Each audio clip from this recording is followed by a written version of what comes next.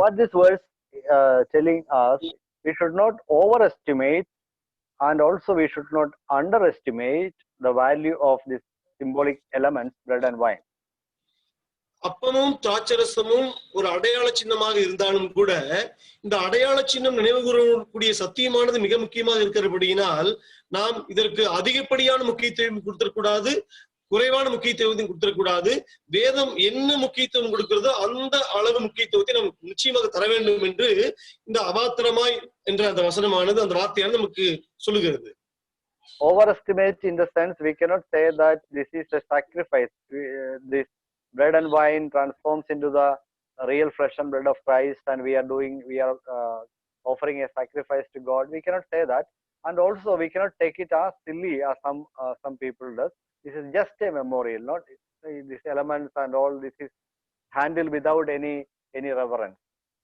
அதிகமான முக்கியத்துவம் தரக்கூடாது என்று சொல்ல அந்த வார்த்தை எதை சொல்லுகிறது என்றால், அது இயேசு கிறிஸ்துடைய சரீரமாகவே மாறுகிறது. அதை நாம் தேவனுக்கு நாம் பலியிடுகிறோம் என்ற அந்த அளவுக்கு நாம் போயிடக்கூடாது. அதே சமயத்தில் இதில் ஒன்றுமே இல்லை, இது வெறும் நினைவு கூறுதல் ஆராதனை என்று சொல்லிக்கொண்டு இதை நாம் தூக்கி வீசுவது, நாய்க்கு போடுவது, குழந்தைகளுக்கு கொடுப்பது என்று மிகவும் குறைவாக கூட மதிப்பிடக்கூடாது. So when we unworthily handle the bread and wine, we are not showing irreverence to the bread and wine, but to the body and blood of Jesus Christ. நாம் இதை அபாத்திரமாய் நாம் இதை பானம் பண்ணி அதை புசித்தோமானால் நாம் அப்பத்தையும் திராட்சரசத்தையும் நாம் குறித்து குற்றமுள்ளவர்களாக இருப்பது கிடையாது. அதற்கு பதிலாக வாசிக்கிறோம், கர்த்தருடைய சரீரத்தையும் ரத்தத்தையும் குறித்து குற்றமுள்ளவர்களாக நாம் காணப்படுவோம் என்று சொல்கிறார். For example, we can take our national flag as an example. எடுத்துக்காட்டுக்கு நமது தேசிய கொடியை எடுத்துக்கொள்வோம். We take three different colors, three pieces of cloth, and we stitch it together. நாம் அது மூன்று வர்ண கொடியாக காணப்படுகிறது. அந்த மூன்று வர்ணத்தையும் எடுத்துக்கொள்வோம். And we draw an Ashoka chakra in the middle. நடுவில் அசோக சக்கரத்தை நாம் நடுவில் வரைகிறோம். And we just put it in the ground and we will walk on it and we will tamper it like anything else. This is just a piece of cloth.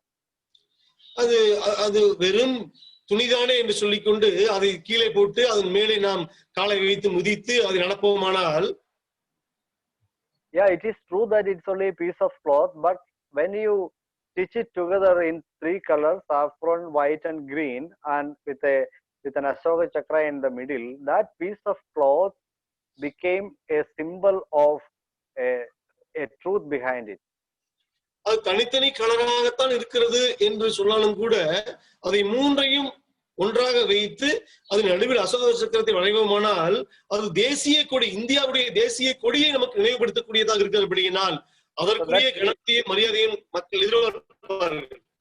That pieces of cloth became the symbol of India. It represents the nation India. அது அந்த மூன்று விதமான வர்ண கொடிகள், அந்த பேப்பர்கள் ஒன்றாக இணையும் போது அது இந்தியாவை அது அடையாளப்படுத்துகிறது. So when we show irreverence to the piece of cloth or this flag, actually we are not mishandling a piece of cloth, but we are showing irreverence to our nation.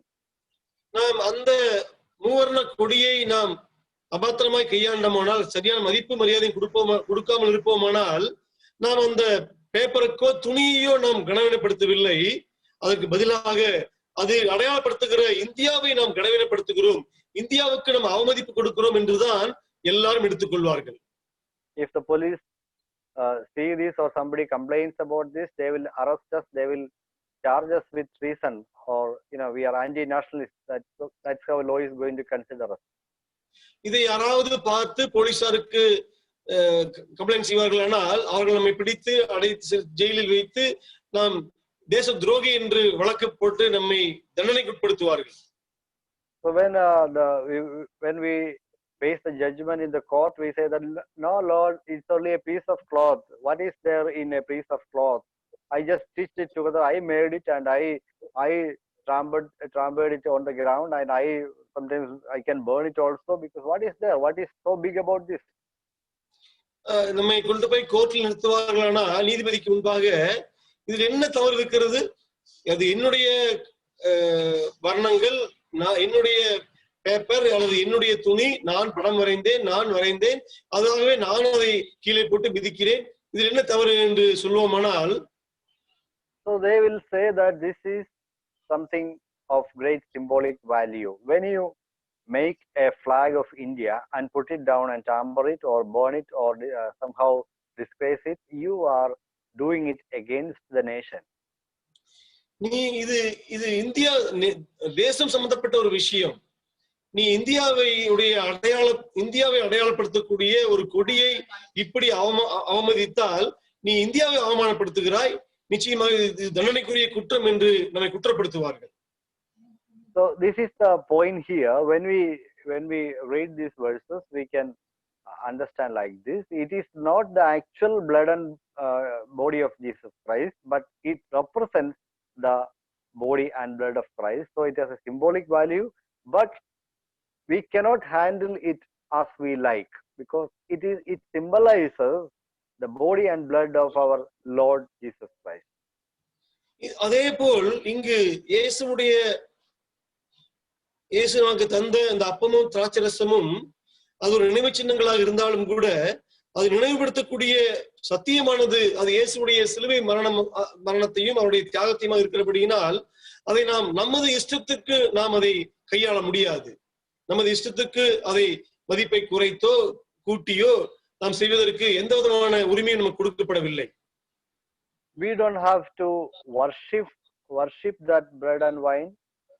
அப்பத்தையும் திராட்சரசையும் நாம் ஆராதிக்க வேண்டிய அவசியம் இல்லை, ஆராதிக்கவும் கூடாது. We don't need to bow down before it or kneel down before it. அதற்கு முன்பாக நாம் தலை வணங்கவோ அதை வணங்கவோ அவசியம் இல்லை, கூடாது. But we have to give the due reverence. What it symbolizes, what it represents, what important, how much important the word of God gives it, that much we have to give. ஆனால் அதற்குரிய மதிப்பையும் மரியாதையும் நாம் தர வேண்டும். தேவனது வசனமானது இந்த அப்பத்துக்கும் திராட்சரசத்துக்கும், அதாவது கர்த்தருடைய பந்திக்கு எவ்வளவு முக்கியத்துவம் கொடுக்கிறதோ, எவ்வளவு மதிப்பு மரியாதையும் கொடுக்கிறதோ, அந்த மதிப்பையும் மரியாதையும் நாம் நிச்சயமாக தந்துதான் ஆக வேண்டும். Okay. So these are two elements. The bread represents Christ's body that was broken in our place, because Luke 22:19 says, "For you." நாம் லூக்காவில் பார்க்கிறது போல அந்த அப்பமானது பிக்கப்படும் பொழுது அது இயேசுவானவருடைய சரீரம் நமது பாவங்களுக்காக பிக்கப்பட்டதை அது நினைவு கூறுகிறது. லூக்காவில் அதை பார்க்க முடியும். லூக்கா 22:19 says, "And when he took the bread and when he has given thanks, he broke it and gave it to them, saying, This is my body which is given for you." பின்பு அவர் அப்பத்தை எடுத்து ஸ்தோத்திரம் பண்ணி அதை பிட்டு அவர்களுக்கு கொடுத்து, இது உங்களுக்காக கொடுக்கப்படுகிற என்னுடைய சரீரமாய் இருக்கிறது என்கிறார். And in 1 Corinthians chapter 10 also we can see, 1 கொரிந்தியர் 10 கூட அதை பார்க்க முடியும். The bread that we break is not a participation in the body of Christ. நாம் பிற்கிற அப்பம் கிறிஸ்துவினுடைய சரீரத்தின் ஐக்கியமா இருக்கிறது அல்லவா என்று வாசிக்கிறோம். So this represents the body of Christ which was broken for our sins. இந்த அப்பமானது நமக்காக நொறுக்கப்பட்ட, நமக்காக பிக்கப்பட்ட இயேசுவுடைய சரீரத்தை அது நினைவுபடுத்துகிறது. அந்த சரீரத்தோடு நாம் ஐக்கியப்படுகிறோம் என்று சொல்கிறது. The cup represents the blood which was the sign of the new covenant, which was shed for the remission of our sins. அந்த பாத்திரமானது, திராட்சரசமானது நமது பாவங்களுக்காக சிந்தப்பட்ட புதிய உடன்படிக்கையின் ரத்தமாக அது கருதப்படுகிறது. I don't know how many of you are familiar with the new covenant. புதிய உடன்படிக்கையை பற்றி உங்களுக்கு எத்தனை பேருக்கு தெரிந்திருக்கும் என்று எனக்கு தெரியவில்லை. So this new covenant is a covenant which God was made with the people of Israel. We can see this in the Old Testament. அந்த புதிய உடன்படிக்கையானது இயேசு தேவனானவர் தன்னுடைய God made this new covenant with Israel. We can read this in the book of Old Testament. இந்த புதிய உடன்படிக்கையானது இயேசுவானவர் தேவனானவர் தன்னுடைய Israel மக்களோடு கூட ஏற்படுத்தின உடன்படிக்கையாகும். இதை நாம் பழைய ஏற்பாட்டில் காண முடியும்.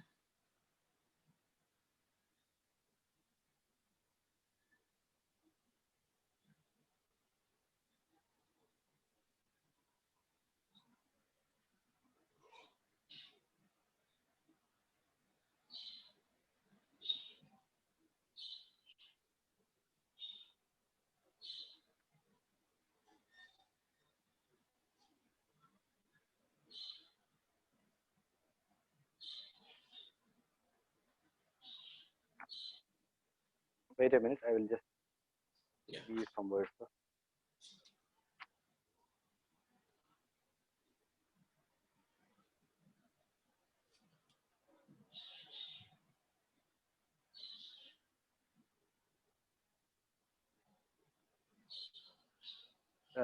Ezekiel 36 verses 25 to 27. Ezekiel 26. One more time, brother. Ezekiel 36 verses 20. Ezekiel 36 verses 25 through 27. 25 27 முடிய. அப்பொழுது நான் உங்கள் மேல் சுத்தமான ஜலம் தெளிப்பேன். நான் உங்களுடைய எல்லா அசுத்தங்களையும் உங்களுடைய எல்லா நரகலான விக்கிரகங்களையும் நீக்கி உங்களை சுத்தமாக்குவேன். நீங்கள் சுத்தமாவீர்கள். உங்களுக்கு நவமான இருதயத்தை கொடுத்து உங்கள் உள்ளத்திலே புதிதான ஆவியை கட்டளையிட்டு கல்லான இருதயத்தை உங்கள் மாம்சத்திலிருந்து எடுத்து போட்டு சதையான இருதயத்தை உங்களுக்கு கொடுப்பேன். உங்கள் உள்ளத்திலே என் ஆவியை வைத்து உங்களை என் கட்டளைகளில் நடக்கவும் என் நியாயங்களை கைக்கொள்ளவும் அவைகளின்படி செய்யவும் பண்ணுவேன். Okay, again we will come to Jeremiah chapter 31. எரேமியா 31வது அதிகாரம் verses 31 32 up to 34 you can read. எரேமியா 31வது அதிகாரம் 31 வாசிக்கலாம். இதோ நாட்கள் வரும் என்று கர்த்தர் சொல்லுகிறார். அப்பொழுது இஸ்ரவேல் குடும்பத்தோடும் யூதா குடும்பத்தோடும் புது உடன்படிக்கையை பண்ணுவேன். நான் அவர்கள் பிதாக்களை எகிப்து தேசத்திலிருந்து அழைத்து வர கைப்பிடித்த நாளிலே அவர்களோட பண்ணின உடன்படிக்கையின்படி அல்ல, ஏனெனில் நான் அவர்களுக்கு நாயகராய் இருந்தும் அந்த என் உடன்படிக்கையை அவர்கள் மீறி அவமாக்கி போட்டார்களே என்று கர்த்தர் சொல்லுகிறார். அந்த நாட்களுக்கு பிற்பாடு நான் இஸ்ரவேல் குடும்பத்தோடு பண்ண போகிற உடன்படிக்கையாவது, நான் என் நியாயப்பிரமாணத்தை அவர்கள் உள்ளத்திலே வைத்து அதை அவர்கள் இருதயத்திலே எழுதி நான் அவர்கள் தேவனாயிருப்பேன், அவர்கள் என் ஜனமாயிருப்பார்கள் என்று கர்த்தர் சொல்லுகிறார். Verse 34 also. இனி ஒருவன் தன் அயலானையும் ஒருவன் தன் சகோதரனையும் நோக்கி கர்த்தரை அறிந்து கொள் என்று போதிப்பதில்லை. அவர்களில் சிறியவன் முதல் பெரியவன் மட்டும் எல்லாரும் என்னை அறிந்து கொள்வார்கள் என்று கர்த்தர் சொல்லுகிறார். நான் அவர்கள் அக்கிரமத்தை மன்னித்து அவர்கள் பாவங்களை இனி நினையாதிருப்பேன். So the New Testament contains the provision of forgiveness of sins, renewal of heart, and the bestowal of Holy Spirit. புதிய உடன்படிக்கையானது அது பாவ மன்னிப்பையும் renewal of the heart, சுத்த ஆவியானவருடைய ஒரு பிரசன்னமாகுதலையும் அது புதிய உடன்படிக்கையானது நினைவுபடுத்துகிறது, ஏற்படுத்துகிறது. So the new covenant was established. It was already promised in the Old Testament, but it was established on the cross of Calvary through the death of Jesus Christ by shedding his blood. அது புதிய ஏற்பாட்டு காலத்தில் அது வாக்குறுதி பண்ணப்படுகிறது, வாக்குத்தத்தம் பண்ணப்படுகிறது. இயேசுவுடைய சிலுவை மரணத்தின் போது அது வழங்கப்படுகிறது. So Old Testament, when we say Old Testament, mostly we will think about the 39 books we have, but Old Testament means Old Covenant. It was the covenant made by God through Moses with the people of Israel after they have redeemed from Egypt. நாம் volt testament, பழைய ஏற்பாடு என்று சொல்லும் பொழுது நாம் 39 புத்தகங்களை நினைவு கூறுகிறோம். அது அப்படி அல்ல. பழைய ஏற்பாடு என்பது, ஓல்ட் டெஸ்டமென்ட் என்பது பழைய உடன்படிக்கையாகும். மோசேவை கொண்டு கர்த்தரானவர் எகிப்திலிருந்து இந்த மக்களை விடுதலையாக்கி அழைத்து வரும் பொழுது, விடுதலையான பின்பு அவர்களோடு சீனாய் மலை ஏற்படுத்தக்கூடிய அந்த உடன்படிக்கை தான் பழைய உடன்படிக்கை, பழைய ஏற்பாடு, ஓல்ட் டெஸ்டமென்ட் என்று சொல்லுவது. That is what Lord is saying in Jeremiah chapter 31. In the background of the old covenant, because that covenant could not bring the blessings Lord intended, Israel people failed to live up to the standard of the old covenant. Now God is introducing a new covenant in the place of that old covenant. நாம் இந்த ஒரு கான்டெக்ஸ்டில், இந்த ஒரு பின்னணியில் தான் எரேமியா 31வது அதிகாரமானது சொல்லுகிறது, நான் உங்கள் முற்பிதாக்களோடு ஒரு உடன்படிக்கை ஏற்படுத்தினேன், அது பழைய உடன்படிக்கை, அதில் அவர்கள் உண்மையாக இல்லாத நிமித்தம் நான் ஒரு புது உடன்படிக்கையை உங்களுக்கு ஏற்படுத்த போகிறேன் என்கிறார். அந்த புதிய உடன்படிக்கையானது இயேசுவுடைய சிலுவையில் அது செய்யப்படுகிறது. That is why Hebrews chapter 10, we can read that. எபிரேயர் 10 அதை வாசிக்க முடியும்.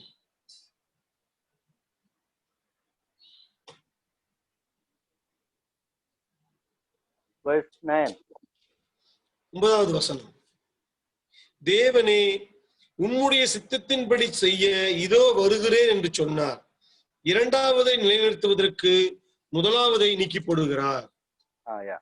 He does away with the first in order to establish the second. So what is the first and what is the second one? முதலாவது நீக்கப்படுவதற்காக இரண்டாவது நிலைநிறுத்துகிறார். முதலாவது என்ன, இரண்டாவது என்ன? So the first is the old covenant, and to establish the second one is the new covenant.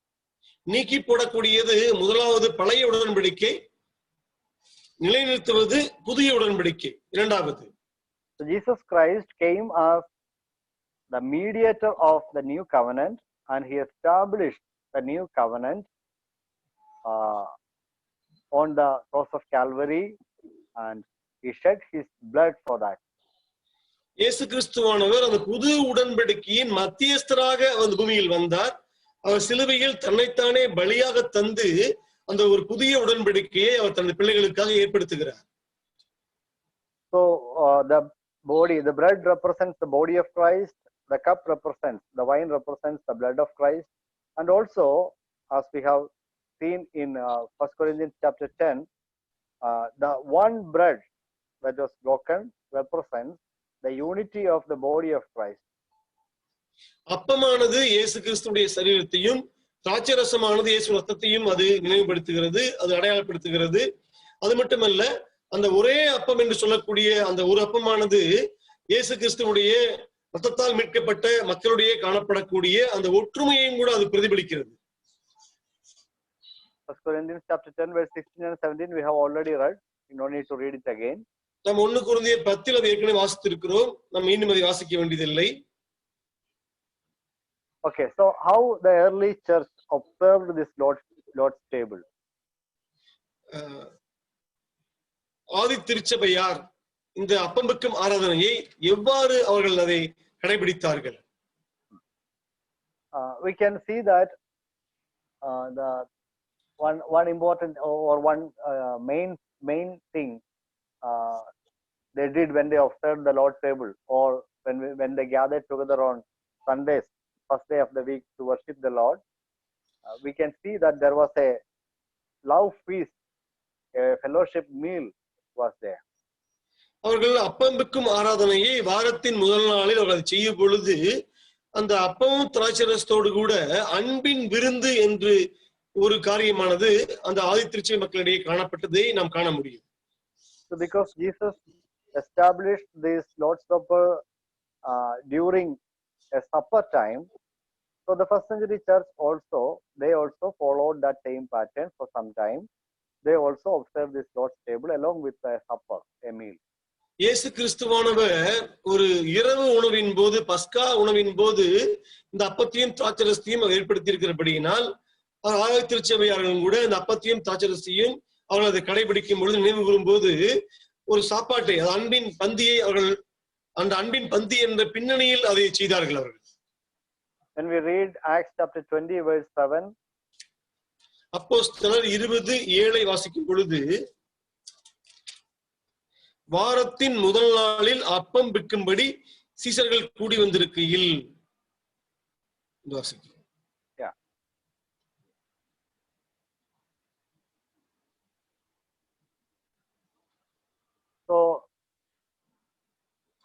this happened at the church at Troas.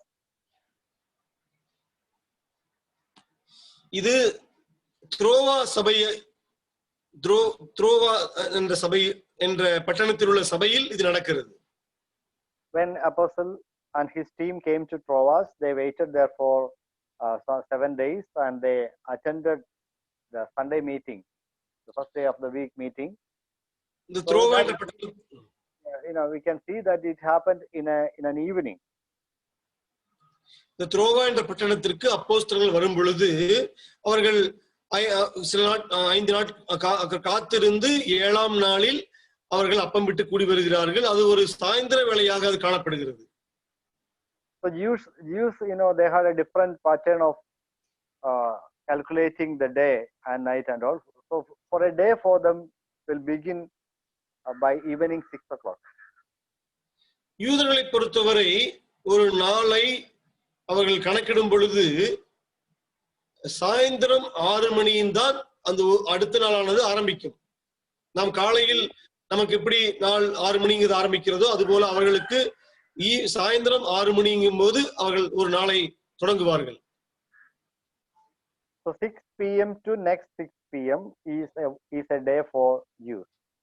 யூதர்களை பொறுத்தவரை 6 p.m. 6 மணி மாலை 6 மணியிலிருந்து அடுத்த நாள் மாலை 6 மணி வரைக்கும் ஒரு நாள்.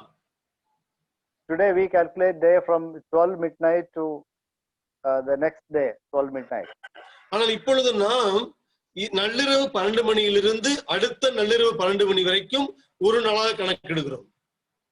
So their day begins in the evening by 6 o'clock. அவர்களை பொறுத்தவரை சாயங்காலம் மாலை 6 மணிக்கு அந்த ஒரு நாளானது ஆரம்பிக்கும். அடுத்த நாள் 6 மணி வரை ஒரு நாள் இருக்கும். So for them it is very true that they take supper, and along with that supper they observe the Lord's table. அவர்களை பொறுத்தவரை அந்த இரவு சாயந்திர வேளையில் இருக்கிற இரவு உணவின் போது அவர்கள் அப்பம் விட்டு தேவனை ஆராதித்தார்கள். Okay, so they had a love feast along with the Lord's Supper observation. தண்ணி குடிச்சோம். அவர்கள் அன்பின் விருந்தோடு கூட தேவனது அப்பத்தையும் திராட்சைரசத்தையும் அவர்கள் அனுசரித்தார்கள். Then they have these elements, 2 elements, bread and cup. அன்பின் விருந்தோடு கூட அப்பமும் திராட்சைரசமும் கூட அவர்கள் கர்த்தருடைய பந்தியை பயன்படுத்தினார்கள். This bread is not something very different from what they eat. This bread is one of the bread they brought to eat. இது ஒரு வித்தியாசமான விதத்தில் செய்யப்பட்ட பிரெட் அல்ல, அவர்கள் இதில் பங்கெடுப்பதற்காக கொண்டு வரப்பட்ட இன்னொரு அப்பம், அவ்வளவுதான். So one of the bread they separated and they prayed for that, and they consider it as a symbol. அவர்கள் அந்த கொண்டு வந்துள்ள அப்பத்தில் ஒரு அப்பத்தை எடுத்து தனியாக ஜெபித்து இந்த கிறிஸ்துவுடைய தியாகத்தை நினைவுறுவதற்காக அதை பிரித்து வைத்து அதை ஆசீர்வதித்து வைப்பார்கள். Another thing is that they done this observation every week, every first day of the week when they gather. ஒவ்வொரு வாரமும் வாரத்தின் முதல் நாளில் இதை அவர்கள் செய்தார்கள். So from 1 Corinthians chapter 11 verses 17 through 22, we can assume that this practice of love feast was not done properly at Corinth. நம்ம 1 கொரிந்தியர் 11வது அதிகாரத்தை முழுவதும் வாசிக்கும் பொழுது அந்த கொரிந்து சபையில் இந்த அன்பின் விருந்தை அவர்கள் சரியான விதத்தில் செய்யவில்லை என்பதை நாம் அறிந்து கொள்ள முடியும்.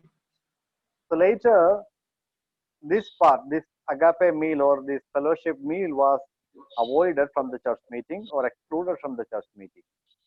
நாட்கள் கழிந்த பின்பாக இந்த அன்பின் விருந்தானது இந்த அப்பம்பக்கும் ஆராதனையிலிருந்து முழுவதுமாக எடுக்கப்பட்டு போகிறது. அதை முழுவதுமாக ஒதுக்கி வைத்தார்கள். When Apostle Paul is talking about the observation of Lord's table, we can see that in that verses 23 from 23 onwards, we have seen that Paul is not giving any much importance to the meal part. அப்போ 1 கொரிந்தியர் 11:23 27 வரைக்கும் வாசிக்கும் போது பவுலானவர் அந்த அன்பின் விருந்தில் பயன்படுத்தக்கூடிய அந்த சாப்பாடுகளுக்கு அவர் அதிக முக்கியத்துவம் கொடுக்காமல் அப்பத்தையும் திராட்சரசத்தையும் மட்டுமே அவர் முன்னிலைப்படுத்துகிறதை நாம் காண முடியும். Paul is saying, I have received from the Lord and delivered to you. What are the things? It was the bread Jesus Christ took and broke and gave. Then after the supper, he took the cup. So it is not the meal he was delivered, it is observation of bread and cup Lord delivered. நான் கர்த்தரிடத்தில் பெற்றுக்கொண்டதை உங்களுக்கு ஒப்புவித்தேன் என்கிறார். எதை பெற்றுக்கொண்டார்? அந்த அப்பத்தை, அந்த திராட்சரசத்தை. தேவன் அப்பத்தை எடுத்து பிட்டார், திராட்சரசத்தை பருகினார். அதைத்தான் நான் கர்த்தரிடத்தில் பெற்று உங்களுக்கு நான் சபைக்கு நான் தருகிறேன் என்று சொல்கிறார். So the Lord, Apostle Paul is not giving any emphasis to the meal part. அப்போஸ்தலனாகிய பவுல் அந்த சாப்பாட்டிற்கு, அதாவது அந்த அன்பின் விருந்துக்கு எந்த விதமான முக்கியத்துவம் கொடுக்காததை நம்ம காண முடியும். Here we can see the word after supper. So after supper, that phrase was used to denote the sequence of the events given by the Lord. Start, please.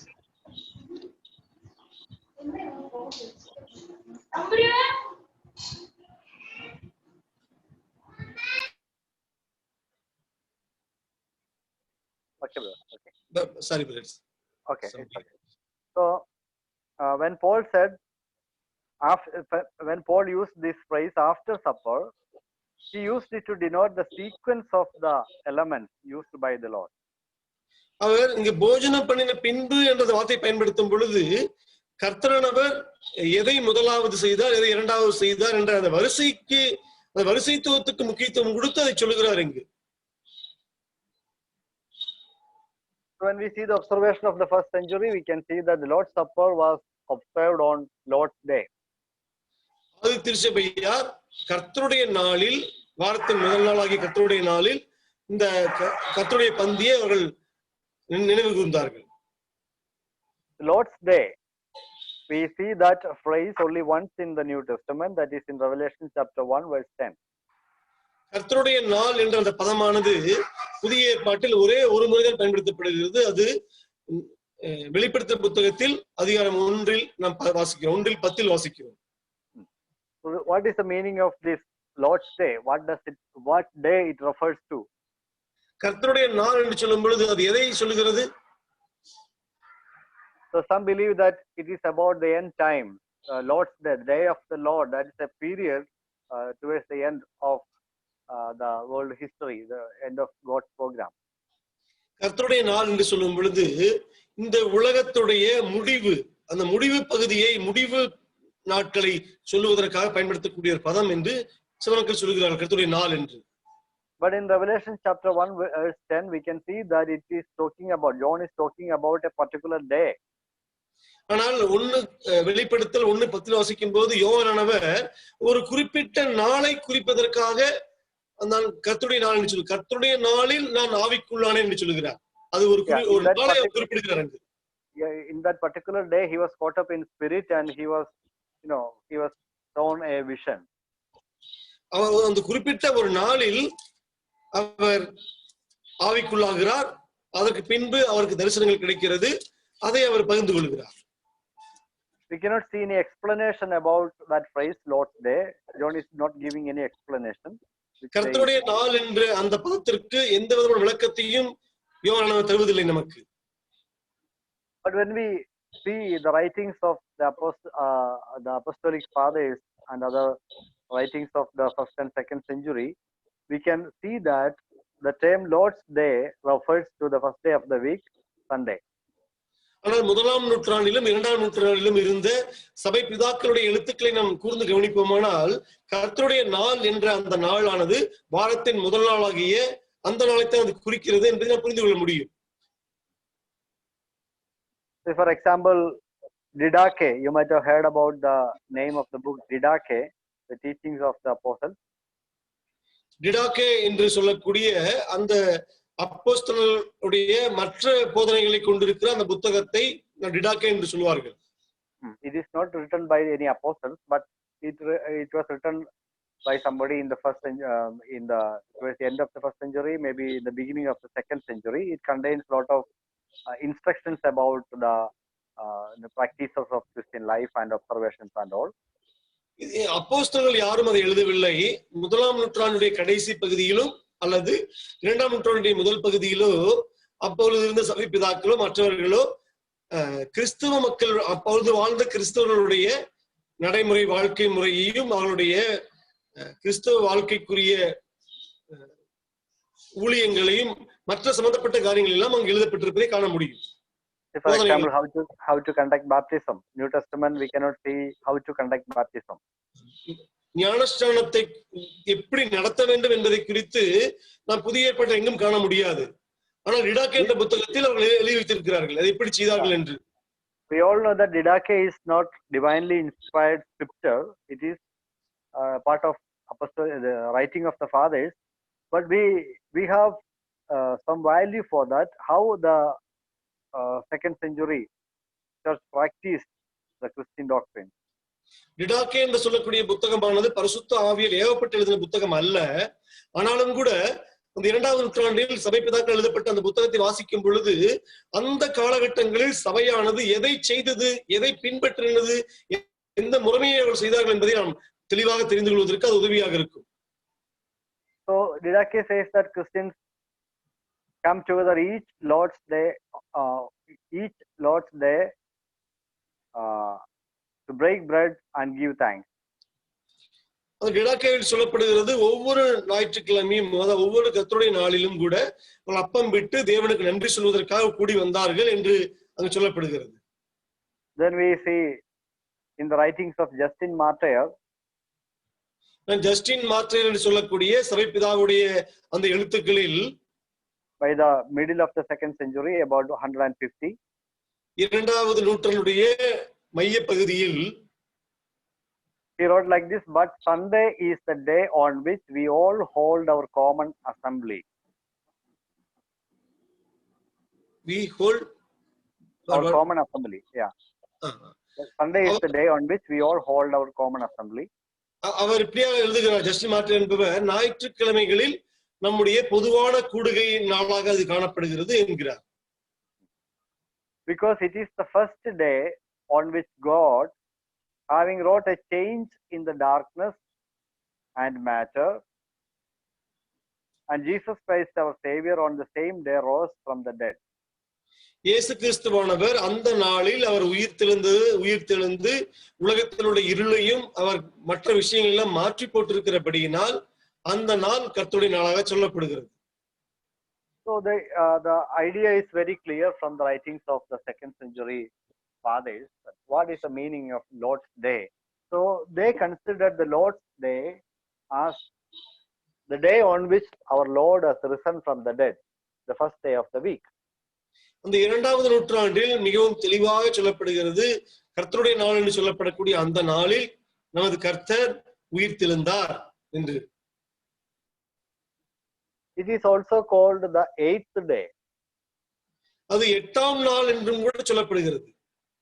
Yeah, that phrase was taken from John chapter 20, as Jesus Christ appeared to the apostles when Thomas was not there, and again after 8th day Jesus appeared again to them. That is not after 8th day, actually it is on the 8th day.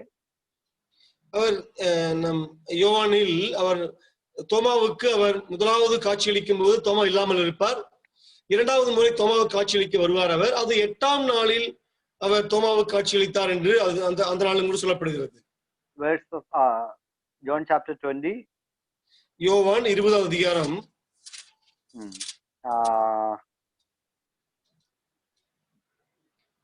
19 we can read. 19 வாசிக்கலாம். வாரத்தின் முதல் நாளாகிய அன்றைய தினம் சாயங்கால வேளையிலே சீசர்கள் கூடி இருந்த இடத்தில் யூதர்களுக்கு பயந்ததினால் கதவுகள் பூட்டி இருக்கையில் இயேசு வந்து நடுவே நின்று உங்களுக்கு சமாதானம் என்றார். Okay, so this happened on the day on which he resurrected from the dead. So that evening he appeared before the disciples. அவர் இயேசு கிறிஸ்துவானவர் உயிர்த்தெழுந்த அந்த நாளிலேயே சாயங்கால வேளையில் சீசர்களுக்கு காட்சி கொடுக்கிறார். அதுதான் இங்க பார்க்கிறோம். That day Thomas was not with them. அந்த நாளில் தோமாவானவர் அவரோடு கூட இல்லை, அந்த அப்போஸ்தலர்களோடு கூட. The next appearance of Jesus Christ happened on eighth day means after 8 days. So the eighth day again Jesus Christ appeared. That means on the next Sunday. Verse 26. 26 வாசிக்கிறோம், அவர் மறுபடியும் 8 நாளைக்கு பின்பு அவர்களுக்கு காட்சி கொடுத்தார் என்று. 8 நாள் என்று சொல்லும் பொழுது அடுத்த ஞாயிற்றுக்கிழமை கர்த்தருடைய நாள் அதே நாளில் மறுபடியும் காட்சி அளிக்கிறார். This was a pattern taught by our Lord himself. He rose on the first day of the week. He appeared before them on the first day of the week. Again on the next Sunday, the first day of the week, again he appeared. So the disciples took it from the Lord as a practice of gathering together in the name of Christ after on the first day of the week.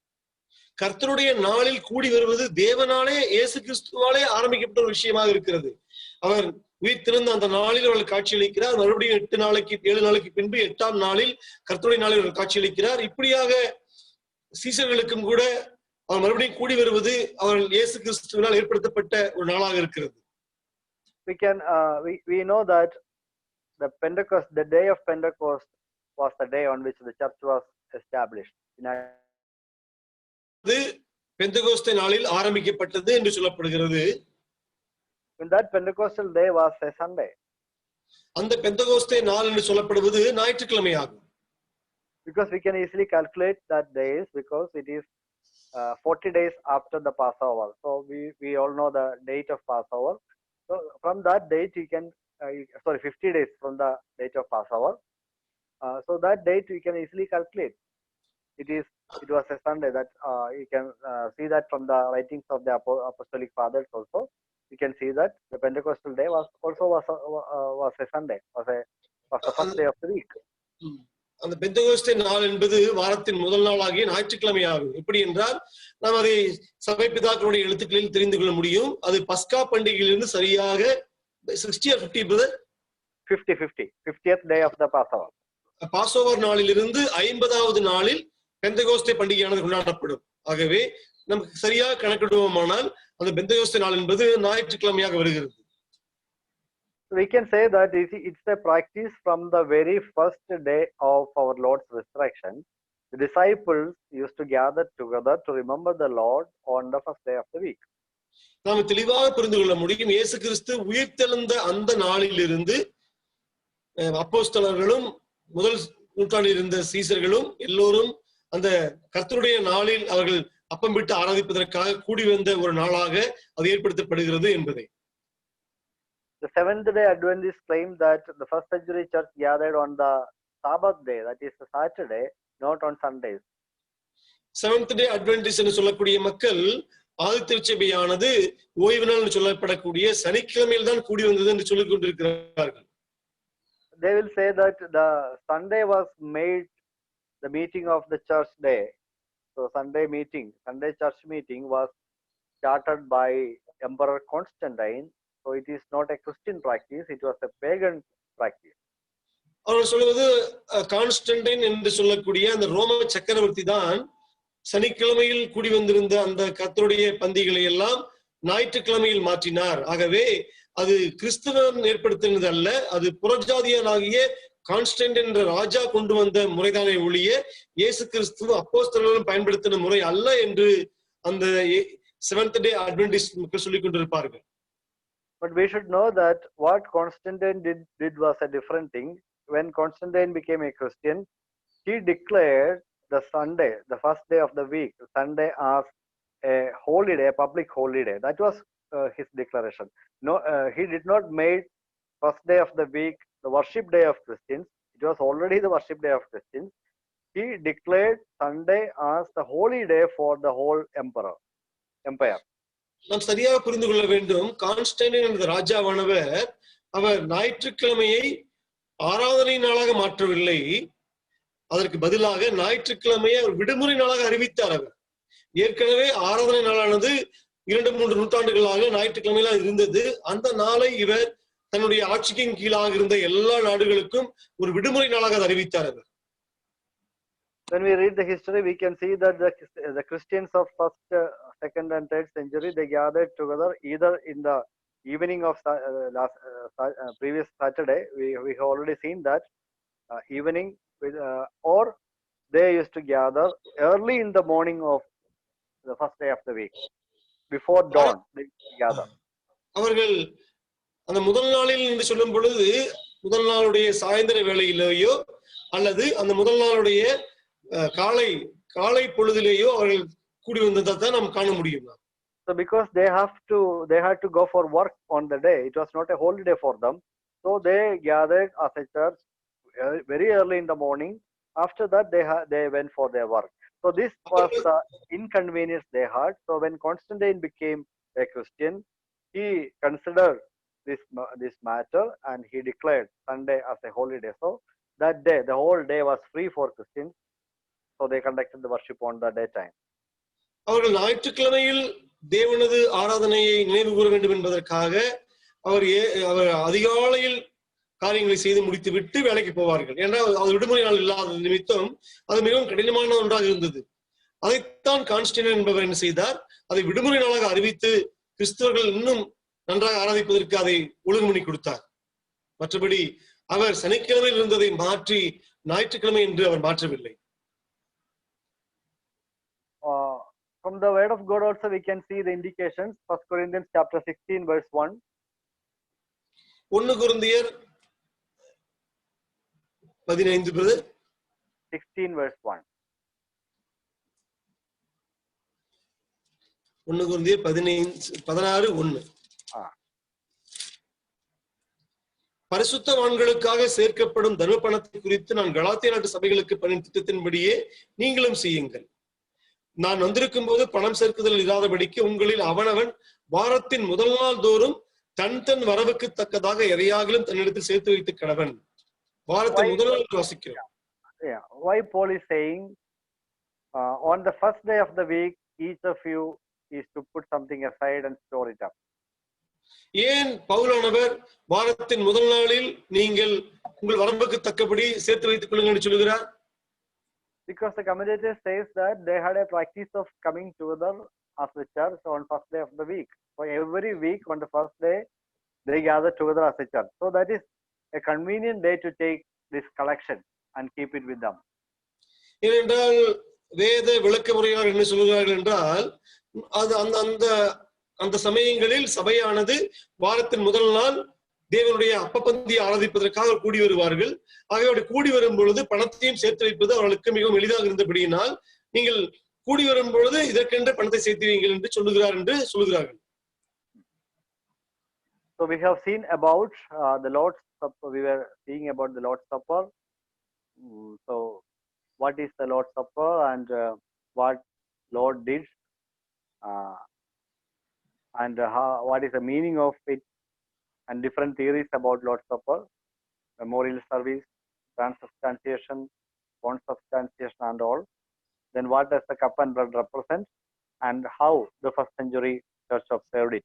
These are the things we have seen today. Now rest of the thing we will see in the next class. I think it's time to stop. So if you have any questions you can ask now. நாம் இந்த வகுப்பில்